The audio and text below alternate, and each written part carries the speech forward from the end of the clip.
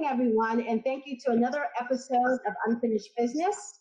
Today, we are going to talk about the 30th anniversary of the American with Disabilities Act. And with me, I have two experts on this issue.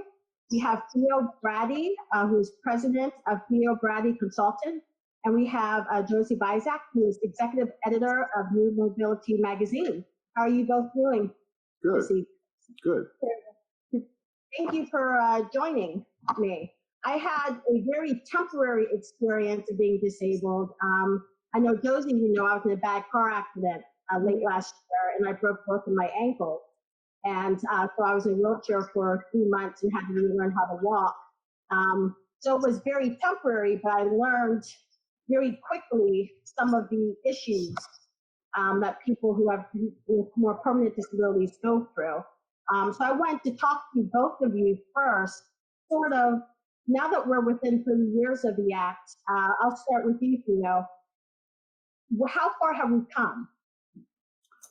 Well, like Josie, I recall in 1990 when President Bush signed the American with Disabilities Act, one of the things that he said, finally the shameful wall of exclusion will come tumbling down.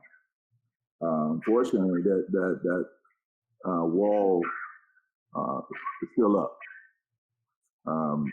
Partially, that wall has come down, but that shameful wall of exclusion is still up, and we have a long ways to go. We have come a ways, but we are still excluded in many different ways in regard to fully participating in all walks of life. Now, I'm sure you're going to hear how both Josie and I feel about that, but don't let me say that we have not advanced. We have, but the wheel of justice is very slow, and it remains. The discrimination and the oppression remains, and it's very clear. And people with diverse disability experience it on a day-to-day basis. Well, Josie, with your experience, for instance, I have a family member that is in a wheelchair that has a disability. And she tells me all the time when she tries to go shopping, you know, there's automatic doors at some buildings. There aren't for any. Even the ramps, a lot of times there's a hill. She was actually even refused service from a salon because they said the wheelchair was too big and they didn't want to have to move the chairs to accommodate her. So why are business allowed to still refuse service to people with certain disabilities? And what's the difference sort of between a public building and a private building as far as accessibility? Okay. For the first part, you'll notice that there are differences in how the ADA is enforced depending on where you live in the country. So some of our readers on the West Coast, for example, have a much better time getting around than people live in Pennsylvania, where there's older buildings and there's, frankly, I think Pennsylvania has sort of a charity mindset where they think anything they do for somebody with a disability is something nice and not necessarily something that they have to do for that person. So for a family member who uses a wheelchair who goes to the airport, for example, she has a right under law to go to that salon and have her haircut. And she could sue them if she wanted to. And I kind of think she should. And because that's her actual civil right to do so. So in Harrisburg, for example, you'll find that people still have a very difficult time using the buses, still can't use Uber, still can't use taxis, still can't use every single sidewalk. And, you know, the city has its issues, but you go outside the city and it's tremendously worse. You know, sometimes there's places there are no sidewalks and things like that. So I think that it's a national problem, but it's exacerbated in certain regions more so. That was the first question you asked. What was the second question? Like, what's the difference between a public building and a private building? Like, how come private buildings don't have to be accessible, but public buildings, for the most part, do? Well, private buildings do have to be accessible. The Americans with Disabilities Act, and Theo knows this better than I do, has certain sections, and the Title III is the section that deals with public accommodation, and it doesn't differentiate between private and public buildings, to my knowledge. Now, if you're talking about government-owned buildings, those are covered by Title II, and so slightly different standards. But essentially, there's no such thing as being grandfathered into the Americans with Disabilities Act, and all buildings that people, not counting apartment buildings, which is a little bit of a different law, people have a right to enter. So let me interject a little bit there. Yeah. You're right, Josie. But what the Americans with Disabilities Act did, ADA, it did a very good job at removing physical barriers that hinder from people from participating, but did a very lousy job at changing attitudes and behaviors, in regard to people with disabilities. And I often say this when I talk and give presentation is, in my lifetime, I'm probably going to see a great deal of the physical barriers removed. But I will not see in my lifetime changes in societal attitudes in regard to people with diverse disabilities, in regard to the things and the behaviors they do that exclude people with disabilities. that's exactly right. I mean, it starts with the attitude. Rather than somebody sitting around thinking, what can I do to avoid becoming accessible? How can I classify this building? What people should think about is, how am I creating this building, creating this service, so that everybody who lives in the community can use it. Whether it be a door that's wide enough to open, a no-step entrance, something to deaf people or blind people, how where it really can go and what they can do. We don't do that because it's not a value of ours to include everybody. And what, even from a business standpoint, though, not even the human aspect of it, it's bad business because people with disabilities have money to spend. So I don't understand why you wouldn't want the money from a business standpoint, let alone the human aspect of it. Well, why are society attitudes on this? I mean, granted, I just want to get one for clear. The ADA Act, is it just for people with physical disabilities, or does it encompass other disabilities as well? All disabilities. Okay. All disabilities. Okay. Even to the point where you are discriminated against based on associating with a person with a disability. Okay. So you might not even have a disability, but based on your relationship, like in a working place, you have an association, and based on that relationship, you also get discriminated against. So it applies there as well. Or if somebody thinks you have a disability and discriminate. So where would a person go if they felt as though they were discriminated against due to some type of disability? But it depends on what the action would be. If it's physical access, they have a couple choices. They could go to the Pennsylvania Human Relations Commission, which tends to be faster, or they can go to the Department of Justice and file complaints with both those agencies. They could sue. Suing is very efficient, but you cannot win punitive damages under the Americans with Disabilities Act. All you can get is your lawyer fees paid, so you don't find very many who's willing to take ADA cases. And if it's employment, then you go to the Equal Employment Opportunity Commission with the state. Okay. I think that's right, Theo. Yeah, you're right. Do you both feel as though the government has done a good job at making, okay, I got my answer already, as far as making voting accessible? As you know, here in Pennsylvania, we have a new option of voting with mail-in voting. And I heard complaints from people who are blind that the application, for instance, wasn't in Braille. So in general, do you feel as though voting is accessible for people with different types of disabilities? Oh, Lord, no. I mean, some poll sites do a little bit better than others, but generally no. I've helped blind friends vote using the machines that we have already. So that's a general wash. My local poll site has a machine that will bend down so people can reach the buttons a little bit better, but that's not everywhere. I think it's probably where people complain or mention it. And additionally, I don't know if you know this, but there have been some conservative groups using the Americans with Disabilities Act as an excuse to shut down polls. So we need every poll site to be accessible. We need vote-in mail-in accessible.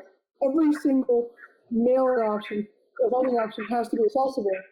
But instead of working to improve accessibility for poll sites, some locations are shutting down poll sites, claiming that because they're not accessible, they can't be open, which is actually like the opposite of what we need. You know, think of in our, you know, my district, you know, in Susquehanna Township, I think it's Pembroke Station, or there's a fire station where you have to park in a parking lot that's across the street, and the road's a little bit torn up, and then you have to get somebody to let you into the side of the fire station. You know, that's not equal access by a long shot. Just to use an example that your viewers are probably very aware of as we pass out literature at the sites, you know, think to yourself, every time you have to open a door for somebody, that's a place that's not really accessible for them. Or every time you have to help direct a person through a more accessible entrance, then what you're witnessing is an infraction, an actual infraction. You know, like, I've always thought it would be awesome if we could get our district leaders or our committee people to simply fill out a very brief survey about accessibility to the poll sites so we can get a better picture of what we're dealing with in the county. You know, something like that could be really useful. If anyone's listening and wants to spearhead that, you know, that could help a whole lot. But no, voting is not accessible for all people with disabilities, not by a long shot. Do you have anything to add to that, Theo? No, she's very much correct. You know, even with the mail-in ballot, you're going to have a problem with that. Yeah. People with many Like people what? with diverse disabilities, for example, someone who has a difficult time seeing and writing, you know, may not be able to fill out a mail-in ballot without some assistance. And we have a lot of people with disabilities who are living by themselves and can't do that. So it becomes very difficult, you know, for people to efficiently get things in. So there's going to be delays, and if obviously, you know, if they don't get there, it don't count. So you have to really trust the person who's helping you vote too. yeah, there's confidentiality issues there as well.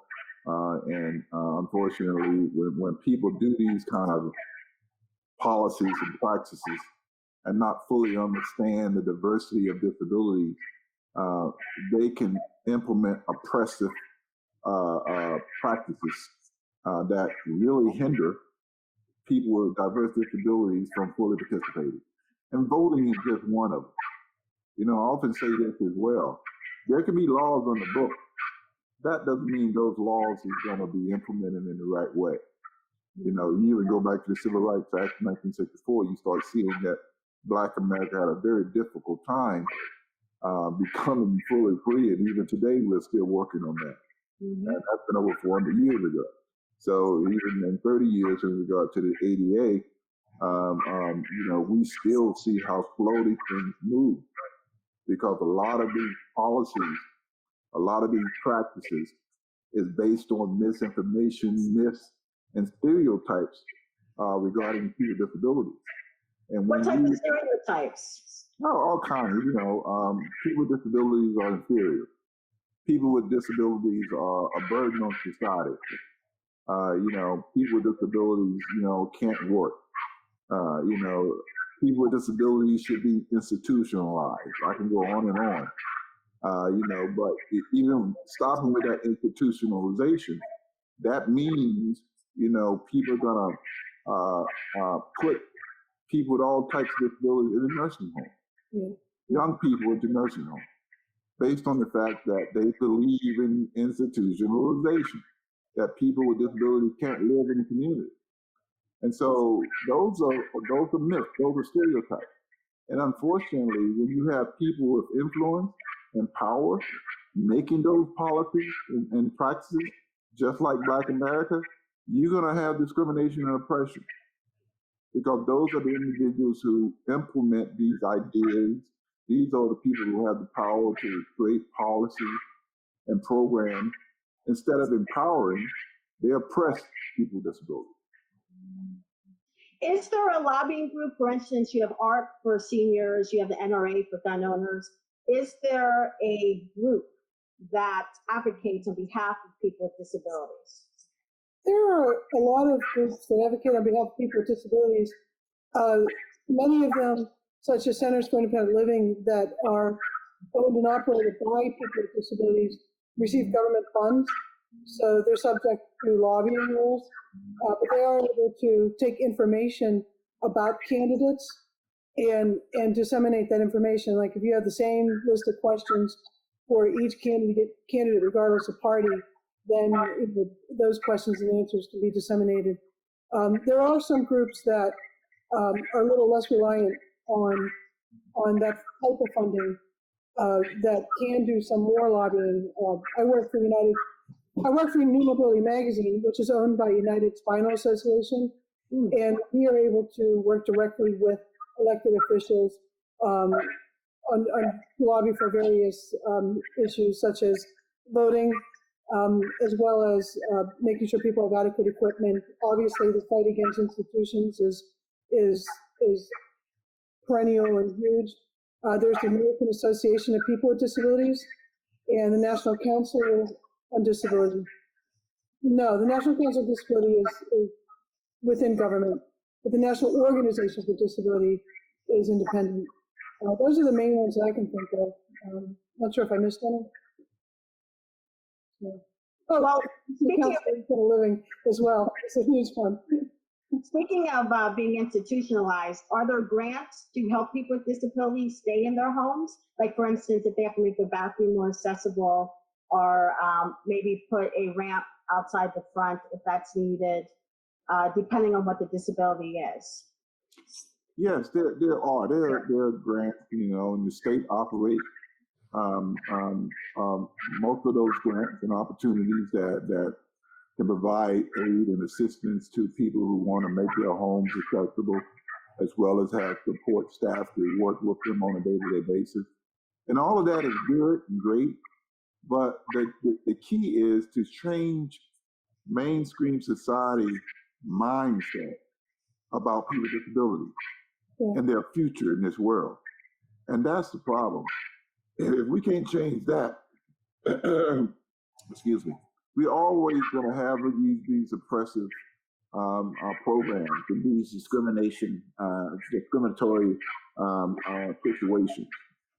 All right, that's why, it's a band-aid to say, we should have grants and we should have this or that to assist people with disabilities to get along on a day-to-day life, a day-to-day basis. But if we don't change people's mindset, if we don't change the way the system is operating, these wheels is going to continue to be slowly moving toward progress. All right, and there's always going to be programs that separate. There's always going to be programs that oppress. Because when you start thinking like, for example, the only way to educate a child with a disability is put them in a separate classroom. Right. That's oppressive mindset, and educators been doing that for a long time. All right. And then you start saying the only way to deal with people with disabilities is put them in nursing homes. That's an oppressive mindset. When we know for a fact that it's cheaper to allow a person to stay at home and live with support services versus creating and paying a bunch of money to warehouse them in a nursing home. But yet the lobbyists and government believe in that, and that has a long history of that, on how we treat people with disabilities. Do you think it's a change of attitude that's needed, or do you think it's the exchange of money? Well, and I only bring that up because, as you know, money is exchanged for putting people in nursing homes and institutionalized and things like that. Business. Well, it's both, right? Oh, sorry. It's both, right? And remember Yes. what I said. The ADA removes physical barriers, but the problem is changing America's attitude. And if you're always going to have an attitude that people with disabilities are inferior, that people with disabilities are second-class citizens, that people with disabilities can't work, that people with disabilities need to be institutionalized, you're going to go about creating oppressive programs and a lousy future for people with disabilities. In the past 30 years, do you think attitudes have changed? Oh, yeah, somewhat. But let me ask you this question. Has the attitude changed in regard to Black America? No. The civil rights movement? I personally don't think so. Systemic racism? Has No. that changed? It has slowly changed, but it's not where it should be. And so, just like, you see in the protests in Black America in the street protesting and demonstrating and calling people out on it, the same thing is with people with disabilities. We are calling people out on their oppressive attitude. And we're just fed up with the fact that you don't have a positive image of our future. Instead, you have a negative image of our future. And in having that negative image of our future, you go about creating things that shut us out and don't allow us to fully participate. So that's where it starts, that's where it ends. Let's talk about healthcare a little bit, not just with COVID-19, but I am aware of Paul's Law here in Pennsylvania, where doctors aren't supposed to discriminate against people with disabilities as far as getting kidney transplants, organ transplants. Do you find, and I'm just going by people I know with my limited experience, I do see that people with certain disabilities are treated differently from their medical professionals. But since you two are more of an expert in this, I was just curious on what your experiences and knowledge is, especially when it comes to more serious ailments, such as, kidney disease, heart disease, transplants, things of that nature. This is something our magazine has covered extensively, especially in regards to wheelchair users. Mm-hmm. You would think that the opposite would be true, but the medical field is actually kind of the worst when it comes to accessibility. And part of it is they already see people as just patients rather than people. So that attitude kind of drips in. But the problems come almost uniformly across the nation, where if you use a wheelchair, for example, you're not going to be able to find a scale easily to be weighed, and that's going to have an impact on diabetes, your blood pressure, things like that. You're not going to be able to go on accessible exam tables. So often doctors will treat people in their wheelchairs rather than laying on an exam table. But if an exam table is important for someone who doesn't have a disability, then of course it's also important for somebody who does have a disability. So in addition to maybe or maybe not having, you have the same health problems as everybody else, and maybe have a few more, you're not going to have access to the same machines, the same offices or anything. And then on top of it, you have doctors who may already think that you have a poor quality of life because you have a disability. Like I have multiple sclerosis, which I think you know, and I find myself having to say to doctors all the time, you may not realize this, but I actually have a really good life. I like to kayak, I like to garden, I get all these things, to the point where I actually have to report that please treat me well. and don't assume that my life is not great, just because of a diagnosis. And I don't think people without disabilities have to do that as often. I think that also with healthcare, there's an awful lot of intersectional stuff that happens as well. Like, you also know I'm a member of the LGBT community, and there have been times when, not recently, but certainly in the past, there have been times when it's been hard to get them to see my relationship as equal, or to get them to see my partner as my family. I had a doctor tell me that I couldn't take my daughter in, so there's that layer as well. But also with race-related concerns, I read a horrifying article about a Black doctor in Mississippi who is working hard to help people with diabetes and hypertension not have their limbs amputated from utterly treatable condition, because where he is in that place, the medical field's not valuing the literal bodies of the Black people in this community.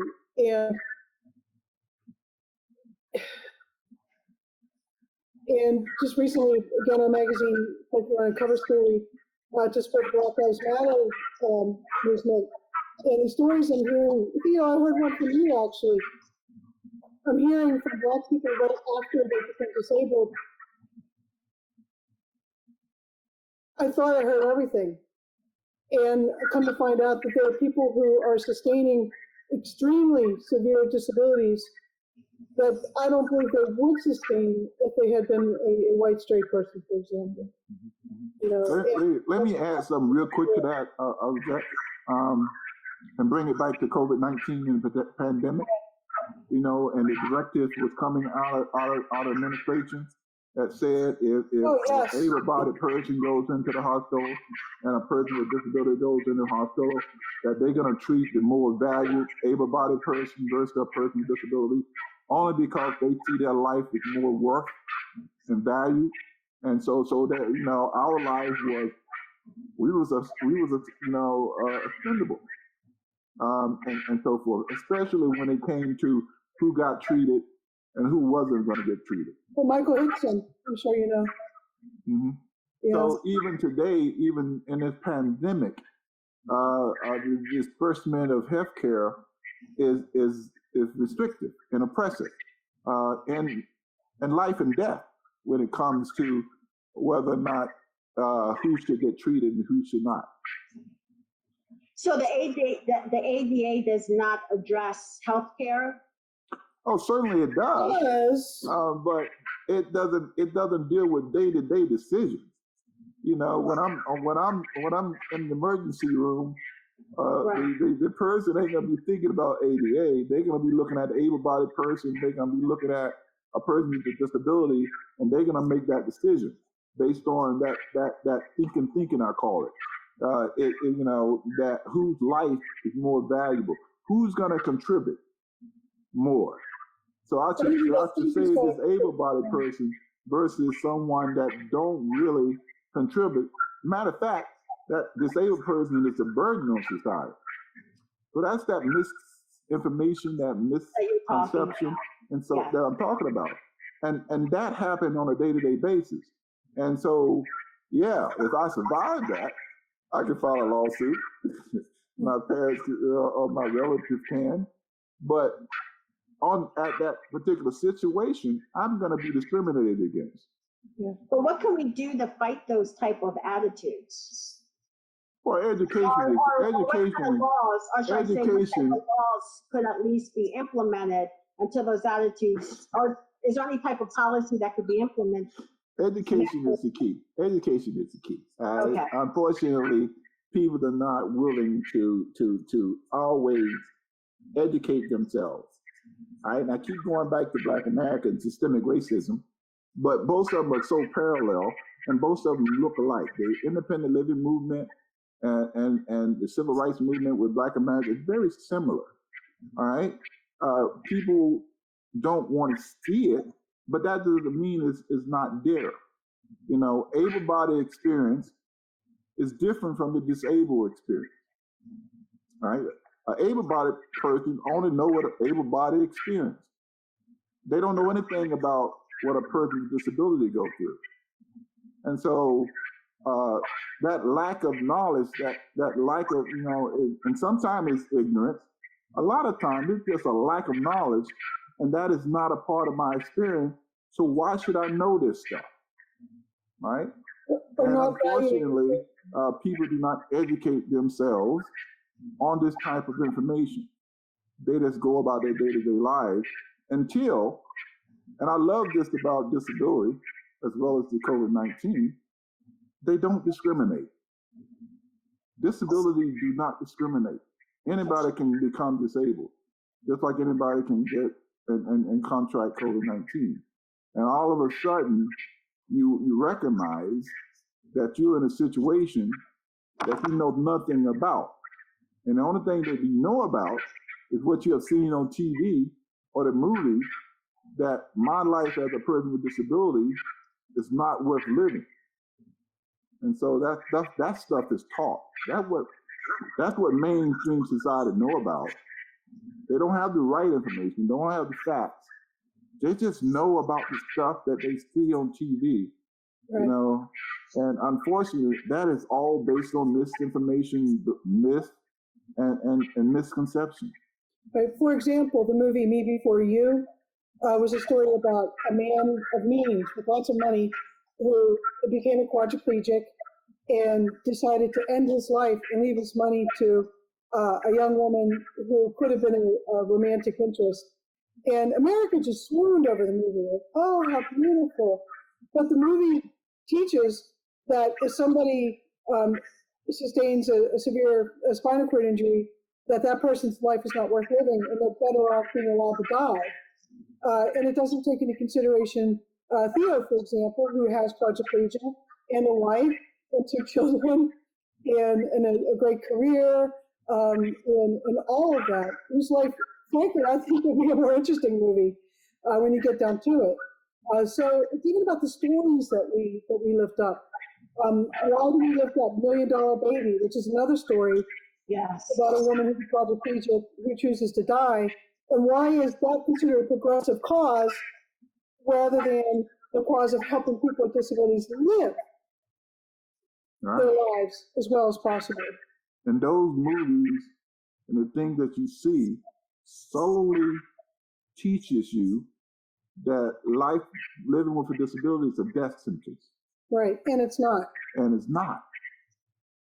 But is that all? That is all you have, right? When you become a quadriplegic, is that all you have in your mind? Then what's going to happen? You're going to get depressed. You're going to go into deep depression. You're going to want to commit suicide. It's going to take a long time. Unfortunately, many people don't come out of that. Yeah.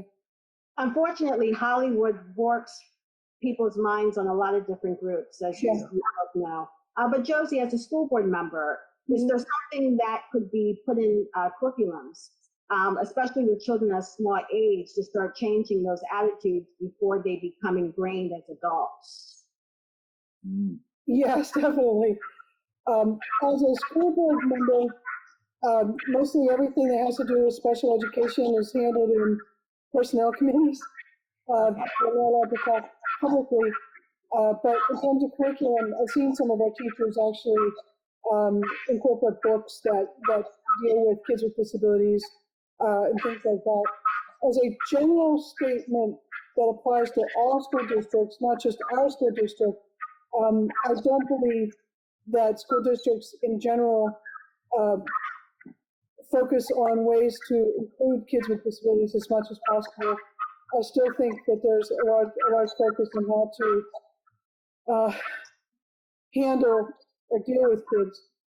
Our specific school district, though, under the direction of Dr. Willis, our superintendent, is doing amazing things toward finding ways to keep our kids in our school district as much as possible, bringing kids back to our school district as much as possible, and working on social, emotional learning for our children. there's a nationwide epidemic right now of especially incredibly young children exhibiting mental disabilities. A lot of it has to do with trauma, things like that. And so our school districts, as well as other school districts around the nation, are having to find ways to help children as young as kindergarten learn how to control their emotions and be okay. So that's something, unfortunately, that we're going to have to be dealing with probably for a generation. I wish I knew why it's happening. Let me ask a question. Yes. Again, and I keep going back to this, in regard to Black America, do they teach in schools Black history the way it's supposed to be? Do they have the right book? Do they have the correct story about Black history and so forth? No, they don't. And so we even with that, we have to push to have the right story told in school, right? So when it comes to people with disabilities, the same thing is occurring. They teach what they believe to be true about living with a disability, or they don't teach at all. Matter of fact, me and my wife just wrote an instructional guide for teachers and as well as children with or without disability because of that lack of material, right? And so, like Josie indicated, maybe some schools may have a little better effort into this, but most of them do not. Even at the college level, I teach adjunct at Millersfield University. Most colleges don't even introduce disability study to at that level. Right. And what is the best time to talk about discrimination and oppression and the history of marginalized people than doing it when you're young? But yet we don't do that. I think a lot of it is visibility too. Like as a school board member, I'm very interested in things like, do our kids have role models that look like them or look like their parents? And again, our school district, I think we do a decent job, but I do not believe that across the board, school districts are doing a decent enough job at ensuring that their staff represents the diversity of America, whether that be race, ethnicity, disability, yes, gender, sexuality, across the board. We look to our teachers to be our examples. And if I can count the teachers I know who are visibly disabled pretty much on one hand. And I work for a national magazine, and that's shameful. That's shameful. So, of course, we don't have time to get into employment. I can't imagine the discrimination that people with disabilities go through. Well, I think you can. Yeah. All you have to do is imagine and see what Black America is going through. It's very similar. It's very similar. The progress is moving at a snail's pace. Right. And we should be further ahead than we are. All right. There's one good thing about what's happening today, though, in regard to Black America, and there's one good thing about what is happening today in regard to people with disabilities, because people are seeing how people are coming together, right? Black America, white America coming together and protesting. People with disabilities and people without disabilities are coming and together and protesting. Because some people, we all know that, for example, with the disability community, able-bodied people have more influence and power. Mm-hmm. In regard to Black America, we all know white America have more influence and power. Right. So when people have power come together with those individuals who are oppressed, right, we can do more things. We can change more stuff. And that's what I'm seeing. So I think we're at a good time, a better time. But Lord knows we got a long ways to go.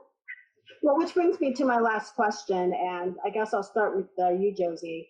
As we know, 2020, huge election year, right? It's not just president. We have Congress, U.S. Senate, we have state legislative seats. It's been 30 years since the ADA Act was passed and signed by President Bush. How can we expand it? What are questions we should be asking these candidates before we do vote for them, as far as where their stances are and will they be an advocate for the disability community? One thing that I appreciate about George Scott's campaign is that under the direction of Jermaine Daniels, they reached out immediately to the disability community to ask that question specifically. Can you state what they're running for or what their positions are? George Scott is running to be a Pennsylvania senator and I don't remember the name of the district. Thank you. My district, actually. And he's an excellent candidate. As you know, he's a Lutheran pastor, retired officer from the Army, and just a great heart. I mean, you want to see him. He'll be out cleaning streets, some community group, passing out lunches to kids. So his campaign, I believe every candidate should do. I believe every single candidate should reach out to their local center for independent living, not a party, and just ask to come and speak to that Center for Independent Living or to a focus group and ask that specific question, because the answers will depend upon what community you're in, as to what that community's direct needs are. Like my community, as they put in sidewalks, we need curb cuts, and I believe that our commissioners are doing a decent job for that. Somebody else's community, they may really want to ensure that they have a better red light at their corner with a longer time period to be able to cross the street. Those issues could be that granular, or they could be broader in terms of, well, you know, we have all this great restaurants, but we can't get into the restaurants because maybe there's a step or something like that. But every single candidate running for office should reach out to their local Center for Independent Living. Ours is 717-731-100, and ask to speak to a group of people with various types of disabilities to really understand that community. That's what I think anyway. Yeah. Well, you know, I'm in the position of understanding that a lot of our people who are running for office really don't get it, right? And they don't get it because they don't interact with people with disabilities. And how can you ever know me, understand me, if you don't have a relationship with me, right? Or with people with diverse disabilities? Again, you just go back to that default, which is what you see on TV and the movies and so forth.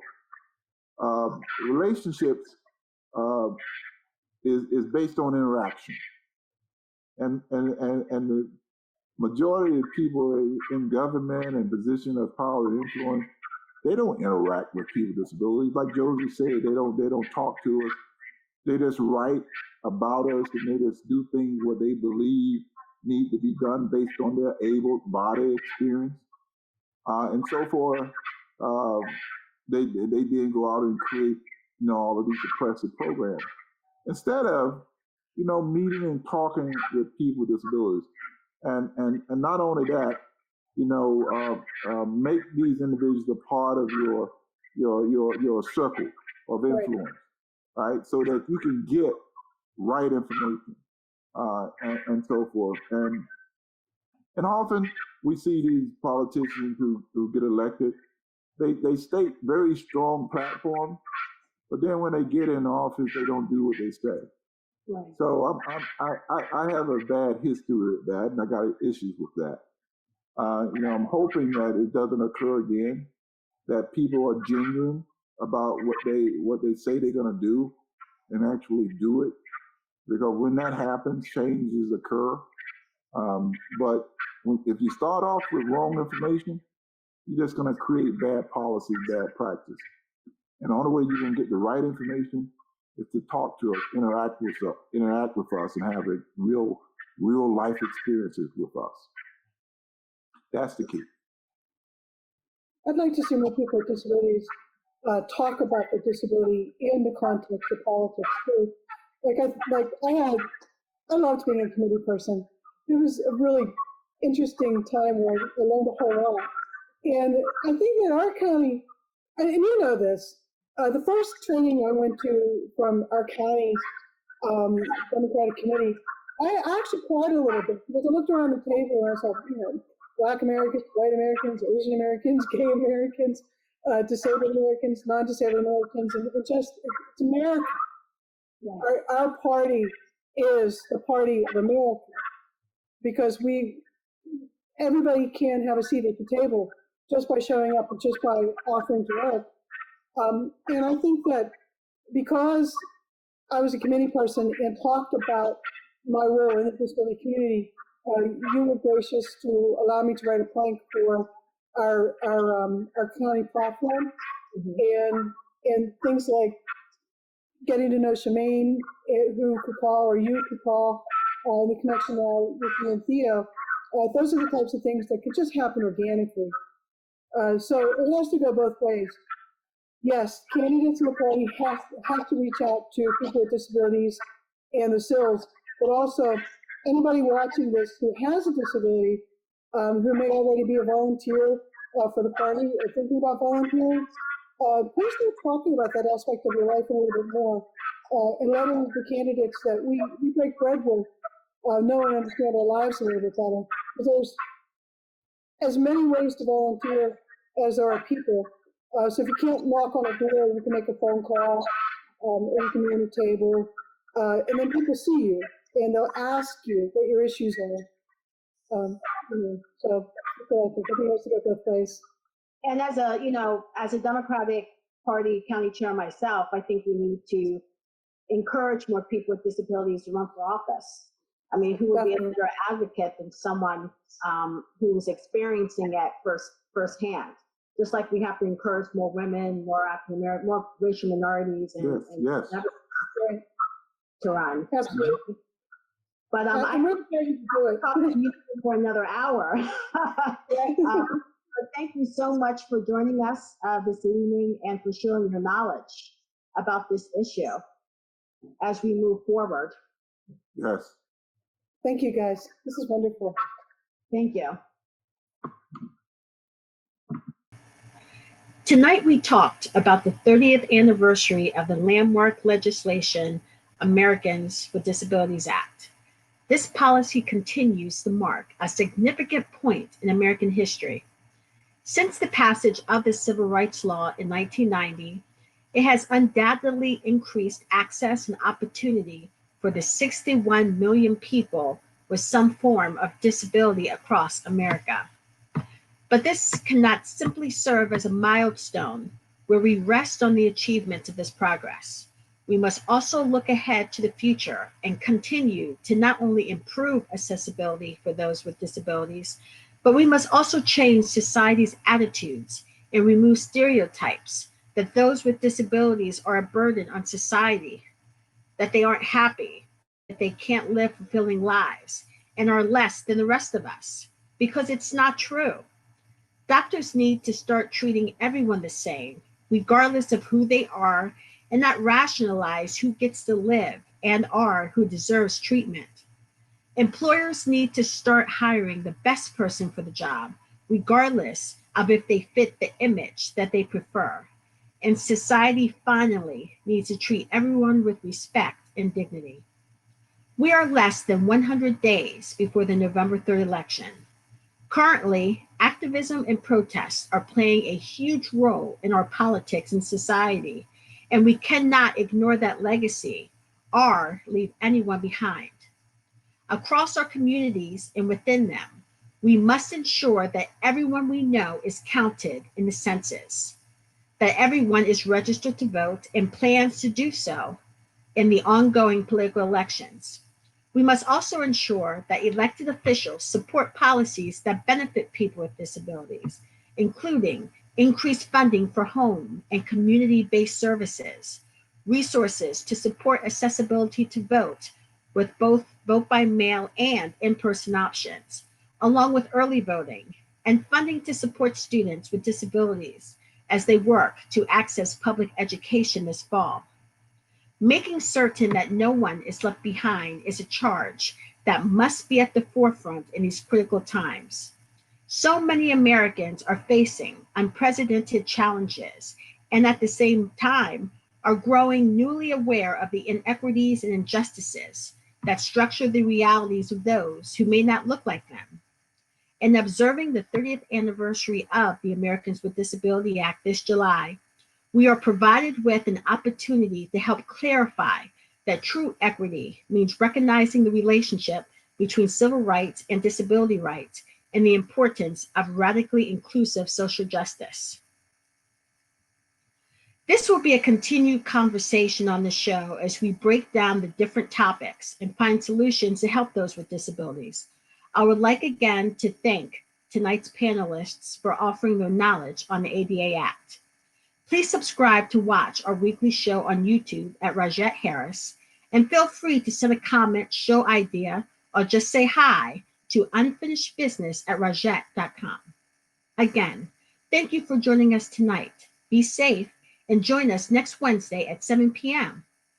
As always, let's get busy and solve some unfinished business.